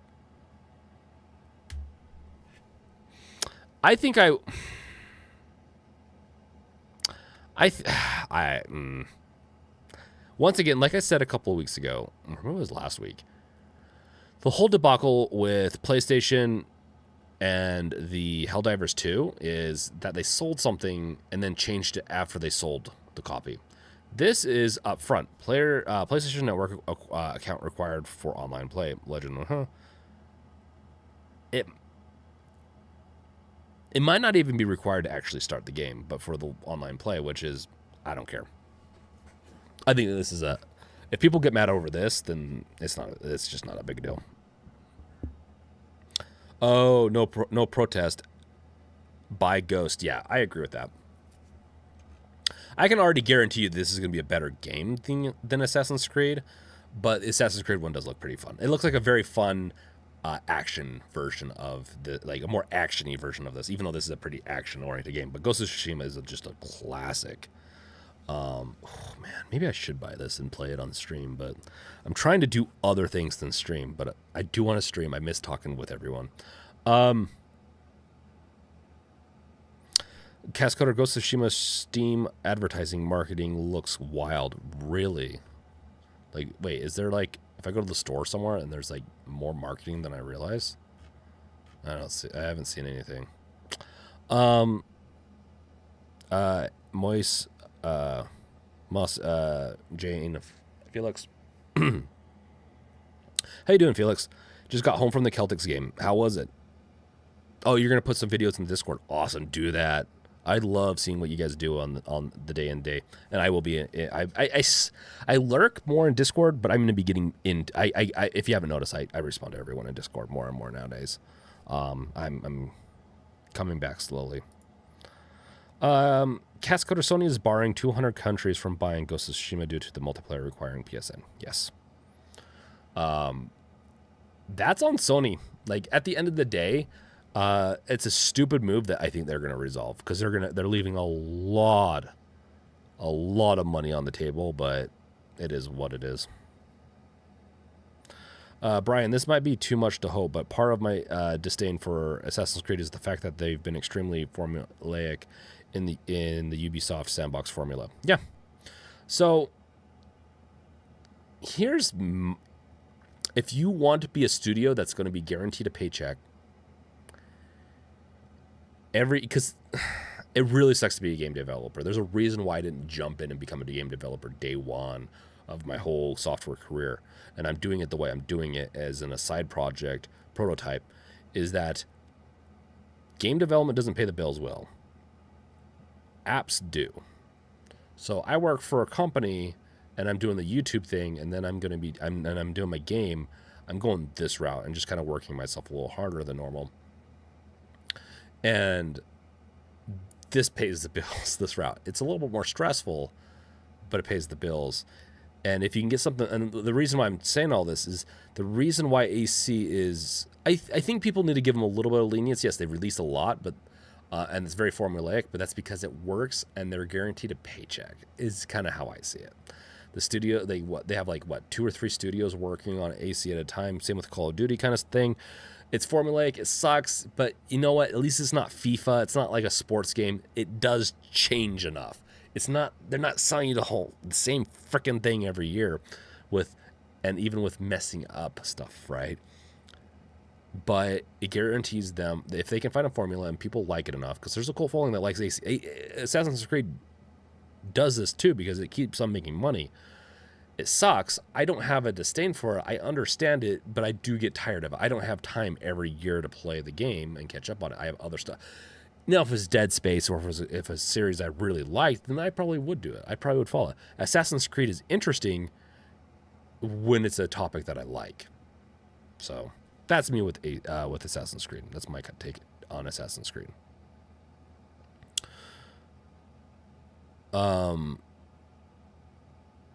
WWE won, brother. Nice. I guess. We won. Okay, I was like, what does this have to do? We won. Nice. So the Celtics won. Nice. The Celts won. Congrats, Felix. Brian East, if they deviate from it, I'd be willing to try Assassin's Creed Shadows day one. It's not on Steam, and it's Assassin's Creed. It has Assassin's Creed in the name, and it's not Steam. You got to have one or the other. Let's say if they didn't call it Assassin's Creed and it was on Ubisoft, maybe I'd be more likely to buy a day one. But you put AC like Assassin's Creed, I'm like, I know I'm going to get to that eventually if it's a good one. Like Valhalla is one I actually want to play. I haven't got to it yet. My favorite one so far has been Black Flag. Amazing game. I love Assassin's Creed Black Flag. Felix, hey man, I try to be as active as I can. I love our community. We are one. I agree, Felix. I agree. And I need to be better, but it's going to catch up. And thank you for being active, Felix. Wolf, number 1. I love that. Is that your emoji, or did you add that? That's an awesome emoji. We should add that to the games revealed. Emojis. Brian East, that is true, lol. EA is terrible with their sports games. Dude, EA Sports. It's the same. And it is. It's the same. It's the same game every year. EA Sports. It's the same shit you buy every year. It's so sports games peaked, in my opinion, like 10 years ago, and I haven't been buying like sports games since. I can't play them. I can't do this samey thing unless it's a genre that I really like. Dead Space. Dude, if they released a new Dead Space every year and just changed the story up just a little bit and made it intriguing enough, I'm down. Feed me. I like cereal stuff in the sense of cereal-based content. Cereal's tasty too, like the stuff you eat, but cereal-based stuff like books that have 10, 20 things in a series is good. And I enjoy that, especially if it's fantasy or sci-fi. Like, you got me. Dresden Files is a great example. Great book. Love it. Going and trying to reboot back into that and get caught up. But sports, man, ain't it for me. I like playing them, and some of the sports games are fun to play, but yeah. Triple Magnitude, my favorite is Odyssey. It brings me back to the days of where RPGs put you in control of what the character does. Oh, you know what, True Blue Magnitude? Maybe one of these days I'll do like a sick week from work, because I have like 4 sick days I can take. Maybe we'll do a sick week. Or maybe when I get sick next, which with kids, it's bound to happen. I'll take a week off and play like all the Assassin's Creed. I'll just be like binge it. I'll get a couple of videos out for that week, recorded all and released, because I do plan on releasing. I say this because I'm convincing myself to make sure that I'm doing this more. And I'll binge Assassin's Creed. Because the thing is with Assassin's Creed is that one of the things, I like to do things incrementally. I like to know the story from start to end. I know the first 2 games, but I haven't actually beat them. So maybe I'll go through and the bare minimum play some of the like Odyssey is one that was on my radar, but Valhalla was one that was a little higher up. But maybe I need to go through and just play a bunch of them. Thanks for the comment, True Blue Magic, dude. Felix, Madden 06 was legit. Well, Madden 06 was so different from 05. Well, what I'm talking about, Felix, is that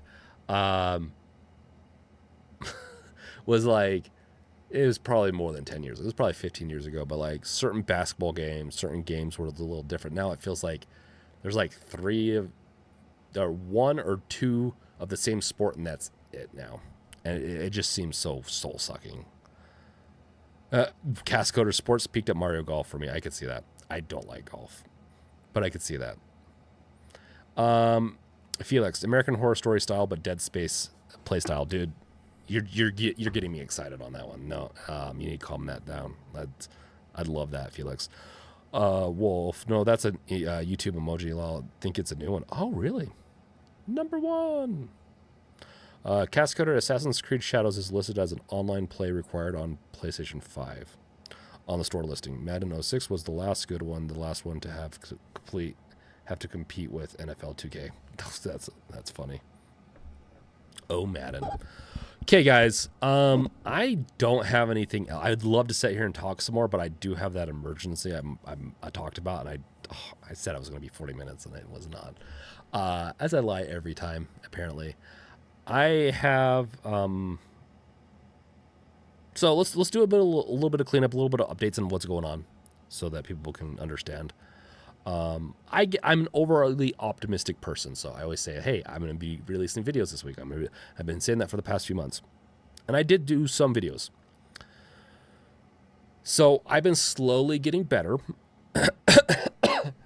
every week, but then some weeks I'd regress a little bit. And part of it is vitamin D deficiencies, and I've been having a lot of vitamin D issues, and also where I live, I have environmental stuff. So I've gone to an allergist now. I'm going to a cardiologist. I'm going to some other specialists just to make sure everything's good. And so once I'm done with all my screenings and some of my other stuff, just to make sure everything's tip-top shape, I should be and I kind of honestly want to get back into, even if it's just for like a year or two, releasing a video almost every day between this and my other channel. I have a lot of topics that I've been saving up to do. I've been wanting to do a lot more YouTube. I really like chatting, and I like having the community. I really miss not talking with you guys as much, but it's just, all this stuff. Like, just November is what triggered it for me, and I'm doing everything I can to also prevent it for next season, because it's partially a seasonal thing and some other stuff. So that's a little bit updated with me. Once you start seeing videos trickling in, expect this to be more consistent. Meaning, once I start going, I usually don't stop. And I'm going to be I don't want to make any promises, but I'm going to be trying to post as much as I can for a while.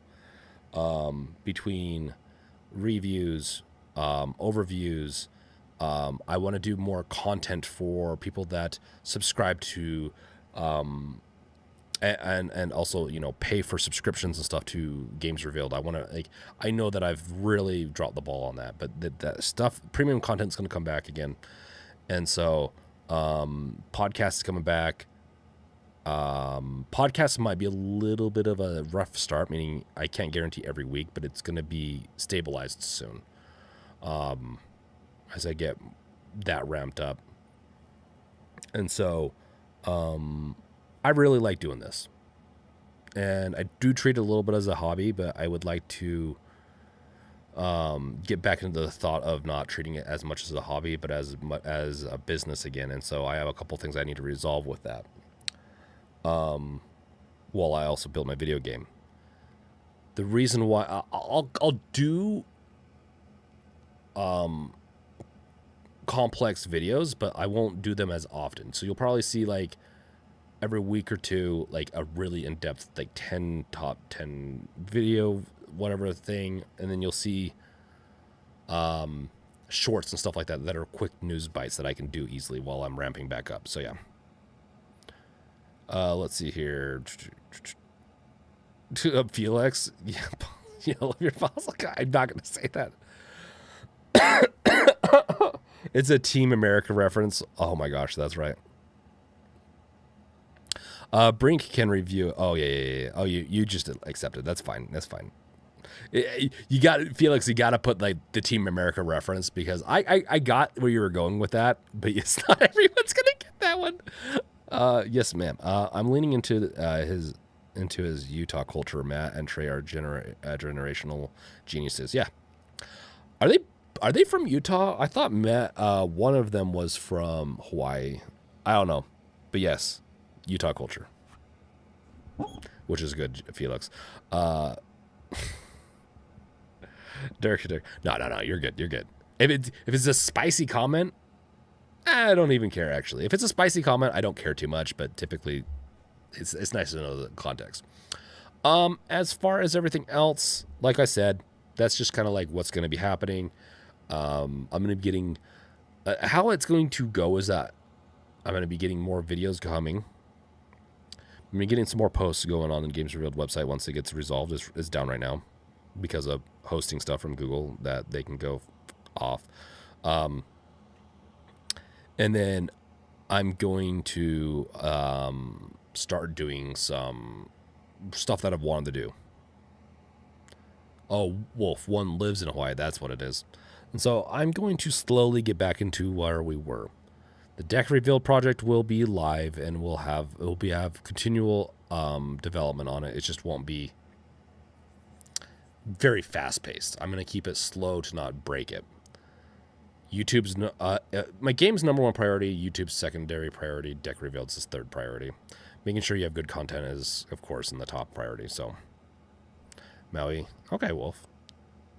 Okay, so we are done. I need to resolve something. If you guys have anything else, any ideas, anything you want to see from me, go to the Discord, the Games Revealed Discord, and chat with me there, or chat with us there, or join it. And without further anything else, I won't keep you guys any longer. Thank you guys for watching. Like the video, that really does help, and I need to start promoting that more. Subscribe if you have not yet done so, and thank you guys for watching. Peace out. Later. Where's this button?